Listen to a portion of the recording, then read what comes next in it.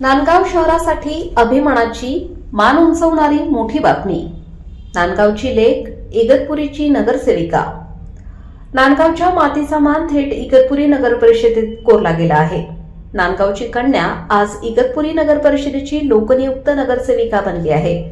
नांदगाव शहरातील प्रसिद्ध व्यापारी कैलासवासी बाबू मुनाफ शेख यांची नात, जय महाराष्ट्र पान स्टॉलचे संचालक राजीव शेख यांची कन्या तसेच जहांगीर शेख यांची पुतणी आणि इगतपुरी राष्ट्रवादी काँग्रेसचे शहराध्यक्ष वसीम सय्यद यांची पत्नी निकत वसीम सय्यद यांनी इगतपुरीच्या राजकारणात दमदार आणि ऐतिहासिक विजय मिळवला आहे।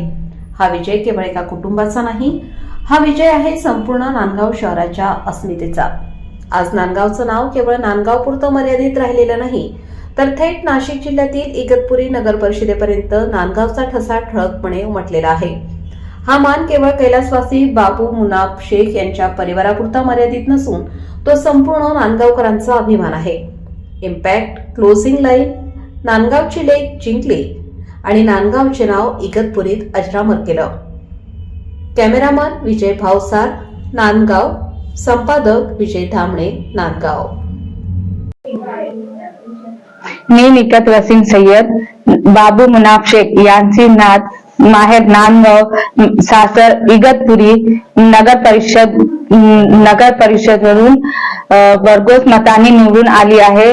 मी जनताची सेवा करणार।